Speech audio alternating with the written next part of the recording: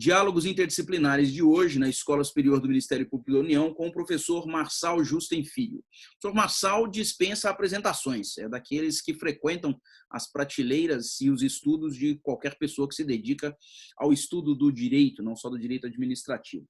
É advogado formado pela Universidade Federal do Paraná e fez o seu mestrado e o seu doutorado em Direito de Estado na PUC de São Paulo. Foi professor titular da Faculdade de Direito da UFPR, foi Visiting Fellow no Instituto Universitário Europeu, Research Scholar em Yale Law School, é autor de diversos livros, parecerista, advogado, atualmente deixou o Paraná e reside aqui também na capital da República.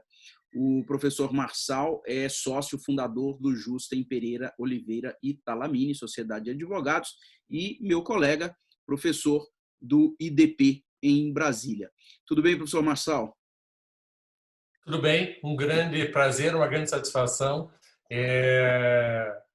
Nesse cenário, a necessidade de meditações sobre os temas jurídicos e políticos é essencial. Eu parabenizo você e a Escola Superior do Ministério Público da União pelo trabalho que tem feito. Estou muito bem, estou ansioso por colaborar com todas essas meditações. Bom, a nossa conversa com o senhor hoje é, obviamente, como essa pandemia impacta em nossa área do direito, principalmente no direito administrativo. E aí eu gostaria de começar a nossa conversa, professor Marçal, com uma provocação. Há pouco tempo, quando começaram as medidas dos gestores em tempos de pandemia, houve um burburinho na comunidade administrativista brasileira dizendo que era o retorno de um direito administrativo autoritário. Por onde nós vamos caminhar? Por um direito administrativo autoritário ou nós estamos desenhando novos caminhos de concertação para o direito? Bom, eu acho que o direito administrativo sempre tem uma dose de autoridade e, portanto, é impossível eliminar a ideia de Estado como um gestor da autoridade, como um núcleo de autoridade e, portanto, essa é uma concepção que é inafastável. Leva isso a uma ideia de um Estado autoritário, de um direito administrativo autoritário, parece também que a evolução política, social, civilizatória e nossas evidências concretas nos dizem que não. Ou seja, nós talvez precisemos até de novas palavras, porque uma coisa é autoridade e outra coisa é autoritarismo. Há uma mesma raiz, mas são dois conceitos muito distintos. A autoridade estatal é necessária, mas o autoritarismo é não apenas desnecessário, não apenas politicamente reprovável, não apenas juridicamente superado, mas é uma questão pragmaticamente inviável de dar uma resposta satisfatória. Portanto, a minha ideia não é de tentar contrapor autoritarismo e democracia. Acho que essa é uma colocação um pouco superada. Nós não estamos falando disso. Nós estamos falando de como a sociedade brasileira tem condições de enfrentar, junto com o Estado brasileiro, uma situação de crise. Acho que é essa a questão. E, portanto, a minha resposta é: o direito administrativo não tem como caminhar para um viés autoritário. Muito bem. O senhor, inclusive, coordenou um trabalho, e é um trabalho que foi bastante divulgado e de conhecimento, foi conhecido por todos, de uma análise do direito, de modo geral, em tempos de pandemia. E nós nos deparamos com novas regulações, novas normas jurídicas para esse período de pandemia. Eu queria que o senhor passasse em revista alguma coisa que chama mais atenção, tanto pelo lado positivo, quanto por ser merecedor de alguma correção. Bom, eu acho que o cenário de crise ele produziu um descolamento entre o direito e as concepções filosófico-jurídicas e a realidade prática. Em termos concretos, todos nós nos deparamos com desafios que nos tiraram da zona de conforto. Tudo aquilo que a gente estava acostumado a repetir, a aplicar, a pensar de um modo burocrático, de um modo quase inconsequente, inconsciente, tudo isso começou a ser desmontado pela realidade, na medida que os problemas concretos revelaram a inadequação das soluções que eram clássicas para problemas clássicos, tradicionais, e, portanto, a realidade se encarregou de despertar nós, operadores do direito administrativo, para a insuficiência das soluções tradicionais. Ou seja, essas soluções que inicialmente autoritárias, ou não autoritárias, mas repetidas por todos nós, de um modo assim tradicional, burocrático, tudo isso ficou um pouco, ou muito, contrastado pela realidade. E, no primeiro momento, o que se viu foi uma tentativa desordenada, desorganizada e quase irracional de tentar encontrar uma solução. Então, no primeiro momento, até voltou à tona a ideia da supremacia do interesse público. Né? Vários pensadores dizendo, olha, somente o Estado pode resolver isso, e isso envolve, finalmente, o reconhecimento, novamente, da supremacia do interesse público. E logo se evidenciou a inviabilidade de essa ser a resposta. A resposta não fica, o Estado é indispensável, ou seja, é indispensável a presença do Estado para resolver os problemas, mas, embora necessário, é insuficiente. Ou seja, a sociedade brasileira precisa participar. Todos nós, como cidadãos, temos um dever de participar para tentar solucionar os problemas, porque o Estado sozinho não vai conseguir resolver isso. Qual é o fundamento filosófico último desse nosso dever como cidadão? É o reconhecimento da nossa subjetividade idêntica de todos os demais integrantes da sociedade, a constatação de que nós não podemos individualisticamente encontrar uma resposta. Portanto, não se trata de negar a supremacia do interesse público pela supremacia do individualismo. Não se trata disso. Se trata de reconhecer, afinal, que o Estado não é mais do que o cidadão, porque o cidadão é necessário para que o Estado e a sociedade se realizem. E, portanto, daí a ideia, afinal, da solidariedade. Ou seja, o reconhecimento de um ponto de equilíbrio entre Estado e sociedade e o dever do cidadão identificar-se com o sofrimento, com as necessidades, com o comprometimento, em última análise, de todos nós com a solução do problema. Muito bem. Professor, uma das questões que nós estamos mais nos deparando está ligada à prestação de serviços públicos concedidos, marcadamente as concessões, né? Aquela racionalidade tradicional, constitucional, inclusive, e muito prevista nos contratos de concessão, de alocação de riscos com as alhas, já parece não fazer frente a isso que nós passamos. A situação foi tão excepcional que me parece, nem o Estado, nem os eventuais concessionários previam algo ou devem entronizar o prejuízo de algo que atingiu a todos de modo equânime, sem nenhuma distinção.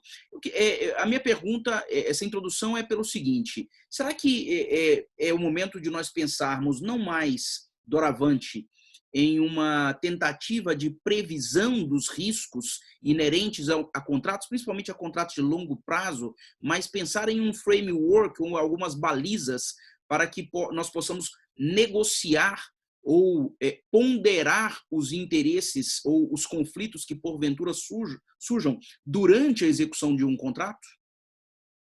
Sem dúvida. Uma parte significativa da doutrina do direito administrativo já apontava a superação, a obsolescência das concepções tradicionais relacionadas à concessão de serviço público, isso em certo ponto, de modo genérico, com todos os contratos administrativos. Mas a concessão de serviço público, isso era muito mais evidente, em virtude de uma visão que reconhecia a licitação concebida originalmente como um modelo exaustivo de contratação em que estaria prevista, seria possível prever tudo o que aconteceria no futuro.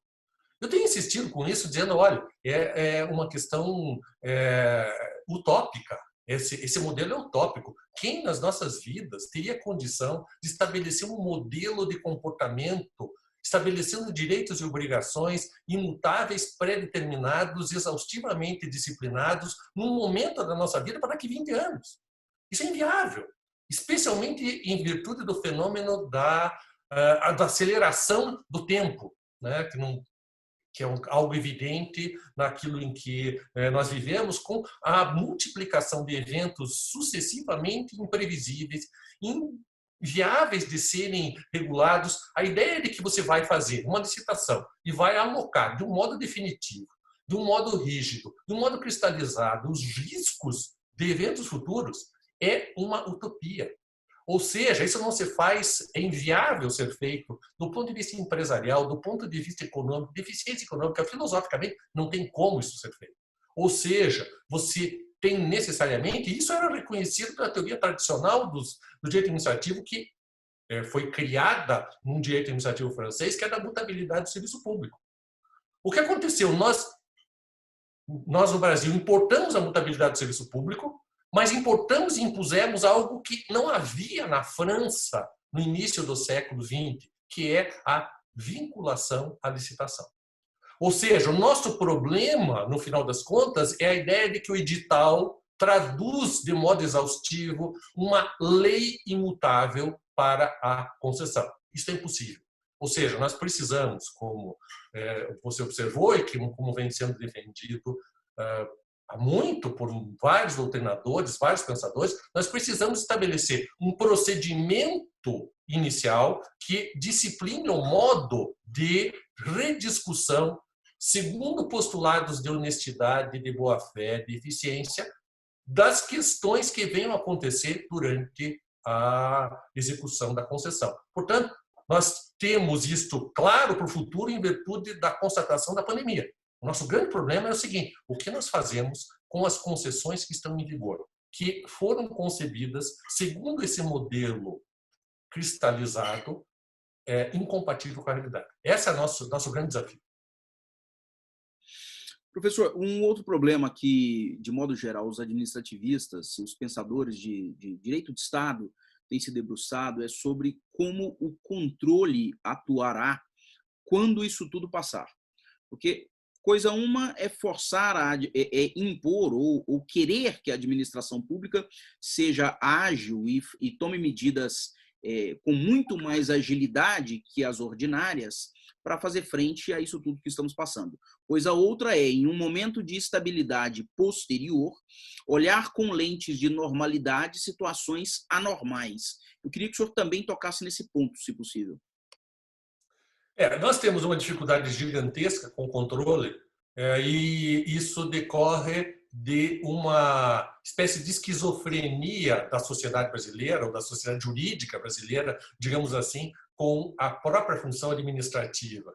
Nós queremos, ao mesmo tempo que a função administrativa seja minuciosamente detalhada em termos burocráticos, subordinada a uma quantidade de formalidades muito significativa, e ao mesmo tempo nós queremos que ela seja eficiente, satisfatória, flexível e que ela obtenha os resultados os melhores resultados possíveis. E isso é o desafio do controle. O nosso problema é saber o que nós queremos da administração pública e o que nós imporemos à administração pública. Vai dizer, eliminar a corrupção, sem dúvida. Eliminar a corrupção é um pressuposto qualquer que seja a nossa concepção de Estado, administração pública. A grande dificuldade é nós estabelecermos mecanismos que eliminem a corrupção e que, ao mesmo tempo, permitam a obtenção de resultados eficientes. Parece, nessa visão complicada da concepção de controle, que ao mesmo tempo nós supomos que se nós eliminarmos a corrupção, automaticamente nós teremos a eficiência. E essa não é uma solução. Não são dois fatores que são opostos. Falta de corrupção não significa eficiência. E eficiência não significa falta de corrupção. Eu não estou defendendo a corrupção. Ou seja, eu não estou considerando, nesse caso, nenhum tipo de utilidade da corrupção. Eu só estou dizendo que não adianta você supor que você elimina a corrupção e daí você tem eficiência. No final das contas, o Brasil acaba vivendo o pior dos mundos, porque ele não consegue ter eficiência e não consegue acabar com a corrupção. Esse é o nosso triste destino. A gente sofre dos dois lados, é o pior dos mundos. E tanto que surgiu nessa mentalidade brasileira há muito tempo aquela ideia de rouba, mas faz. O que significa isso? Significa dizer, olha, não adianta não roubar se você não fizer nada. A ponto de muitas pessoas reputarem que se roubar, mas fizer, é bom, o que é absurdo. Ou seja, nós temos de dizer, não rouba e faz. E o desafio do controle é este. O que significa isso? Significa, basicamente, e essa é uma questão, minha postura pessoal, cabe ao controlador entrar na pele do controlado. No início dos anos 60, me permito uma história mais antiga, se verificou na França uma série de confrontos entre o Conselho de Estado, basicamente um órgão de controle, e a administração pública ativa. E daí então foi introduzido o seguinte mecanismo na vida pública francesa. A obrigatoriedade para o sujeito que integra a carreira de controlador passar um período de tempo dentro da função de administração ativa. Ou seja, você quer controlar, você tem de saber o que é gerir. Se você só se especializa em controle, você passa a viver num mundo da fantasia. Um mundo que não é um mundo real. Ou seja, o controlador tem de ir lá fazer licitação, em que ele assine e ele seja responsável. Ele tem de fazer um contrato, assinar o contrato e ver como é executar um contrato, para depois ele poder controlar. O que tem acontecido? Tem havido uma dissociação, um distanciamento significativo entre controle e administração ativa. O que acontece? Você faz o concurso público para a função de controlador, seja qualquer das carreiras que desempenham essa função. E ele passa a imaginar o que é gerir. E ele não sabe o que é gerir. Ele não foi formado para gerir, ele foi formado para controlar em termos teóricos abstratos. A grande questão é que o direito é vida concreta, o direito é experiência, o direito não é meramente pensado. E o controle não pode ser uma abstração, ele tem de viver a vida real. Talvez uma das exigências, uma das grandes inovações da Lei 13.655 tenha sido precisamente isso. Dizer, olha, em última análise significa, você que vai controlar, entre na pele da autoridade que está sendo controlada. E verifique se aquilo que foi feito, em primeiro lugar, envolve corrupção. E você, vendo a realidade, você vivendo a realidade, você sabe quando tem corrupção.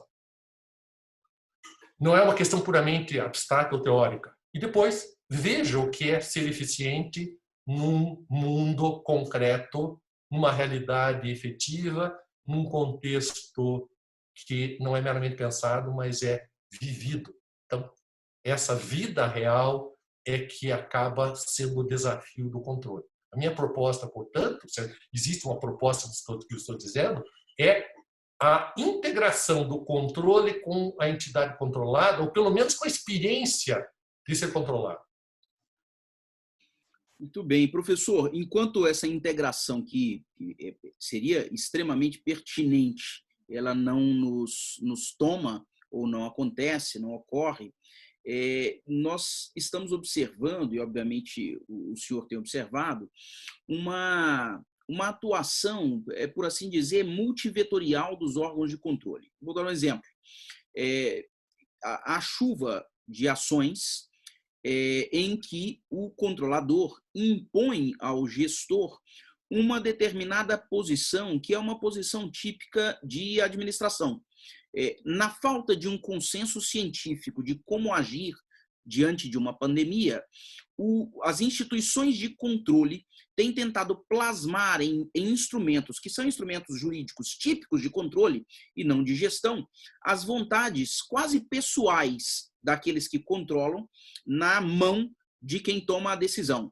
E aí o senhor tocou em um ponto que me parece o ponto crucial disso tudo, é que o controlador não responde pela ação do controlado quando ele manda que faça.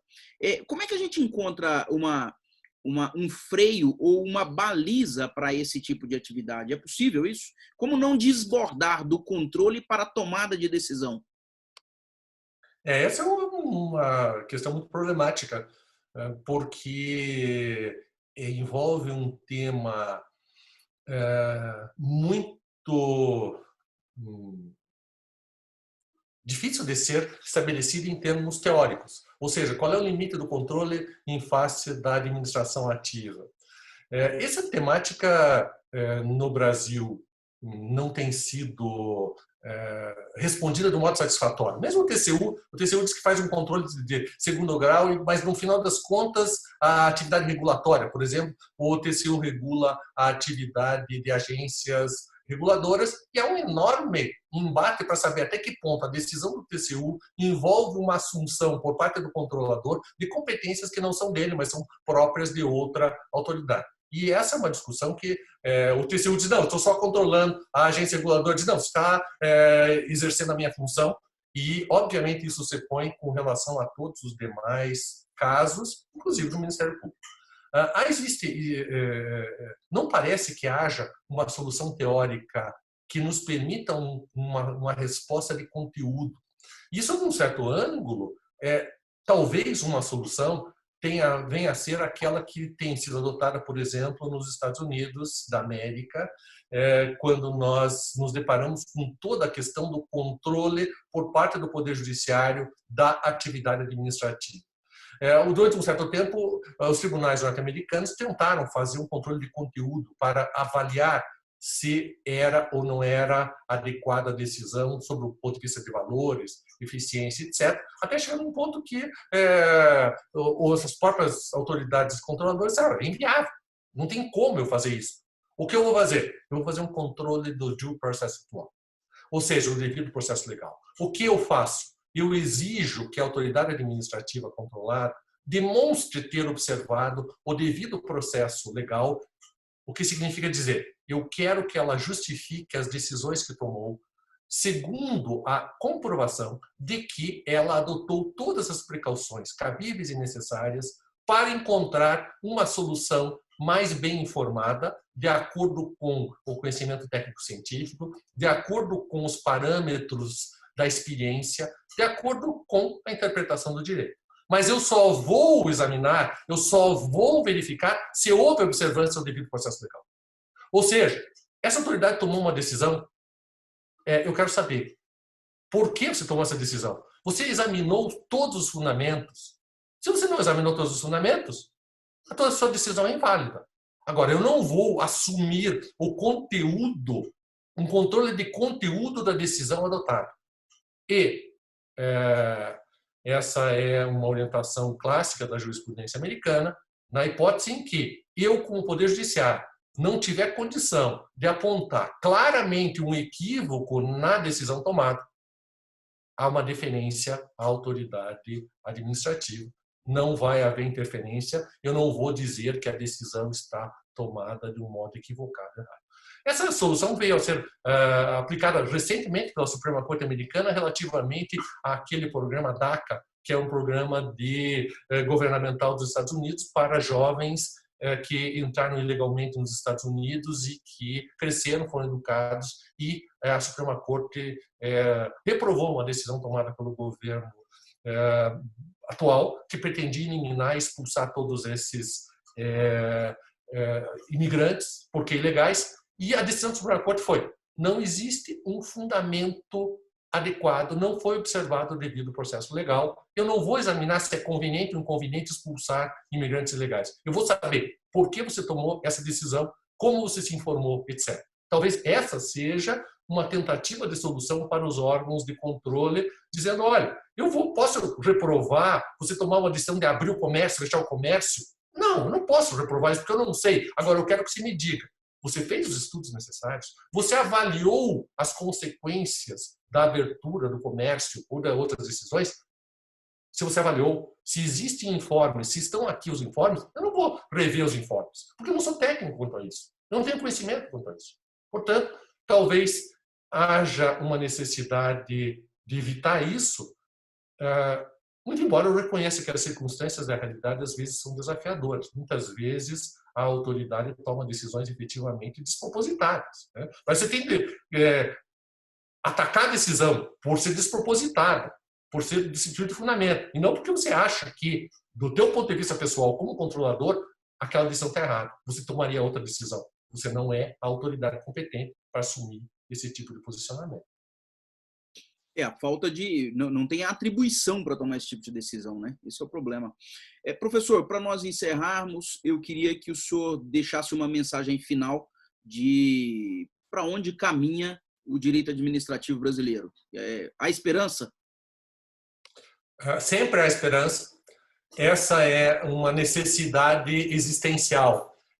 Eu acho que nós estamos diante de vários impasses e a grande constatação de tudo isso é a entrada numa nova etapa da civilização mundial e brasileira especificamente. Uma etapa em que os conceitos tradicionais, os mecanismos jurídicos clássicos se tornaram obsoletos e superados. O nosso grande desafio é estar à altura dos tempos, como diria Ortega y Gasset. Nós temos de compreender a limitação daquilo que a gente foi até agora. E nós temos de reinventarmos a todos e ao direito brasileiro e com um norte fundamental, que é o de que o Estado sozinho não vai resolver os problemas do Brasil. Quando a gente discute o tamanho do Estado, as funções do Estado, a gente deve ter tomar em consciência o seguinte: a gente precisa participar e a gente tem de... nós, cidadãos, vamos fazer uma sociedade brasileira melhor quando nós participarmos mais ativamente dela, e não tem outra saída, não há outra salvação. O direito administrativo tem de ser solidário, porque essa é a única alternativa possível. Cabe ao Estado a decisão final, cabe ao Estado uma série de recursos de diversa ordem, mas o Estado sozinho não vai resolver o problema do Brasil. Bom, professor, eu agradeço enormemente a disposição do senhor em falar com o Ministério Público Brasileiro nessas reflexões dos diálogos interdisciplinares. É para nós uma honra tê-lo aqui e em breve esperamos tê-lo presencialmente na escola, em algum curso, em alguma palestra. Muito obrigado. Eu que agradeço. Grande abraço.